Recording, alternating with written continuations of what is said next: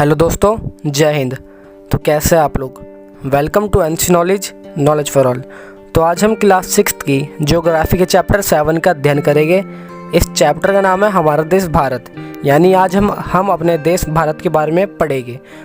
और मैं आपको ये सारी बातें ल्यूसेंट की बुक्स और ज्योग्राफी के चैप्टर को मिला के बता रहा हूँ। ये आपको एसएससी और बाकी कई सारे एग्जामों को क्रैक करने में हेल्प करेगा। तो चलिए देखते हैं। तो भारत यानी भारतवर्ष, जिसे भारत का देश भी कहा जाता है, और यहाँ पर रहने वाले निवासियों को भारतीय कहा जाता है। यूनानियों द्वारा भारत को इंडिया कहा जाता है और भारत के लोगों को इंडियंस कहा जाता है। किनके द्वारा? यूनानियों द्वारा। मध्यकालीन मुस्लिम यानी कि अरब लोगों द्वारा हिंदुस्तान अथवा हिंद कहा जाता है और यहाँ के नागरिकों को हिंदुस्तानी कहा जाता है। अगर बात करें भौगोलिक विस्तार के बारे में कि हमारा देश कहाँ तक फैला है, तो हमारे देश का क्षेत्रफल लगभग 32.8 लाख वर्ग किलोमीटर यानी स्क्वायर किलोमीटर। अगर बात करें उत्तर में कश्मीर से दक्षिण में कन्याकुमारी तक, तो यह 3200 किलोमीटर तक फैला हुआ है। बात करें पूर्व में अरुणाचल प्रदेश से लेके पश्चिम में कच्छ तक 2900 किलोमीटर तक हमारे देश का विस्तार है। बात करें स्थल रूपों की विभिन्नता की, तो हमारे देश में कई प्रकार के स्थल रूप पाए जाते हैं, जैसे पठार, पहाड़, मैदान, घास मैदान आदि। अगर बात करें आबादी की, तो हमारा देश भारत चाइना के बाद लार्जेस्ट कंट्री है, सेकंड लार्जेस्ट कंट्री है। 120 करोड़ हमारे देश की आबादी है, जिनमें हिंदू, मुस्लिम, सिख, ईसाई और जैन कई धर्म के लोग और जाति बिरादरी के लोग एक साथ रहते हैं। अगर बात करें मोदी जी की, तो मोदी जी हमारे देश की जनसंख्या 135 करोड़ बताते हैं। और अगर आंकड़ों की बात करें, तो आंकड़ों के अनुसार हमारे देश की जनसंख्या 120 करोड़ है। स्थिति की बात करें कि हमारा देश किस स्थिति यानी कौन से गोलार्ध में पड़ता है, तो हमारा देश की स्थिति उत्तर में स्थित है। हमारे देश भारत से कर्क रेखा 23.30 डिग्री उत्तर अक्षांश मध्य से गुजरती है। दक्षिण से उत्तरी विस्तार की बात करें तो 8.4 उत्तर अक्षांश से 37.6 पश्चिमी अक्षांश तक।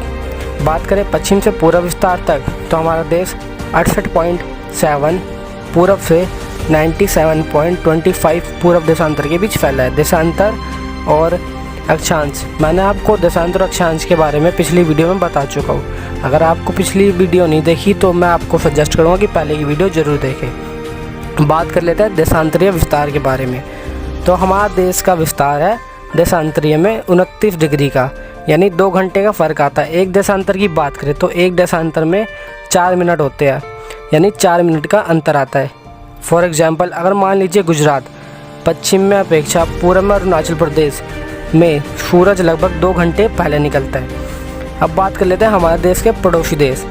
तो जैसे कि मैं आपको एक शॉर्ट ट्रिक बता रहा हूँ, बचपन में MBA किया। इसका इम्पोर्टेंट ट्रिक है, इसको याद रखने के लिए। बचपन में MBA किया का मतलब, बचपन में MBA किया। बा से बांग्लादेश, चा से चाइना, पा से पाकिस्तान, ना से नेपाल, M से म्यांमार, भा से भूटान और ए से अफ़गानिस्तान। ये सारे सीरीज वाइज बता रहा हूँ मैं आपको। Bangladesh, China, Pakistan, Nepal, Myanmar, Bhutan, Afghanistan. तो चलिए बात कर लेते हैं कुछ डिवाइडिंग लाइन्स के बारे में। तो जैसा कि पाकिस्तान और इंडिया की डिवाइडिंग लाइन है रेड क्लिफ, जिसका निर्माण 17 अगस्त 1947 को हुआ। बात करें इंडिया और चाइना की डिवाइडिंग लाइन, तो इसका नाम है मैकमोहन लाइन, जिसका निर्माण 1974 में शिमला समझौते के बाद हुआ, जब पंचशील समझौता टूट गया। पंचशील समझौते के बारे में मैं आपको अलग से सेपरेट वीडियो में बताऊंगा। इंडिया और श्रीलंका की डिवाइडिंग लाइन है पाक जल संधि, जिसको पाक यानी PALK, इसकी स्पेलिंग है PALK, जिसको पाक जल संधि कहा जाता है, यानी पाक जल डब्ल्यू मंडल। अगर बात करें भारत में वर्तमान में कितने स्टेट और कितनी यूनियन टेरिटरी है, तो वर्तमान में भारत में 28 स्टेट और 8 यूनियन टेरिटरी है। बात करें दिल्ली जो भारत की राजधानी है, और राज्य का जो निर्माण हुआ था मुख्यतः भाषा के आधार पर हुआ था। बात करें भारत का सबसे छोटा राज्य कौन सा है? गोवा। अगर जनसंख्या के आधार पर देखा जाए तो भारत का चौथा सबसे छोटा राज्य है गोवा। बड़ा राज्य है राजस्थान क्षेत्रफल के अनुसार।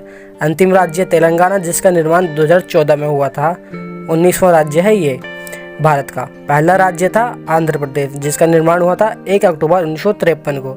अगर बात करें भारत के भौतिक विभाजन के बारे में, तो उत्तर में है हिमालय यानी हिम प्लस आल्य, जिसका मतलब होता है संतरी यानी आल्य का मतलब संतरी, यानी जो देख रेख करता है।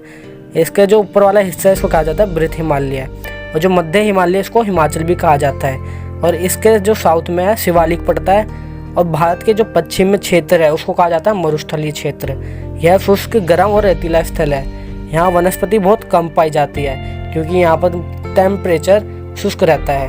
अगर बात करें भारत के उत्तर पश्चिम में अरावली श्रृंखला पड़ती है, जो कि विश्व की सबसे पुरानी श्रृंखला है। विंध्या एवं सतपुड़ा भी इम्पोर्टेंट है। यहाँ से नर्मदा तथा तापी नदी भी बहती है। यह पश्चिम की तरफ बहने वाली नदियाँ हैं। कौन सी? तापी नदी और नर्मदा, जो अरब सागर में गिरती है। कहाँ गिरती है? अरब सागर में गिरती है।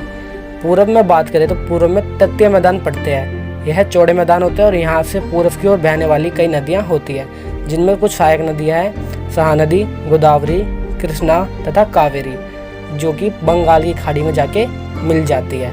आई होप कि आपको वीडियो अच्छी लगी हो। अगर आपको वीडियो में कोई भी डाउट है तो आप मुझको कमेंट सेक्शन में मैसेज कर सकते हैं, मैं आपके जब क्वेश्चन का जवाब जरूर दूंगा।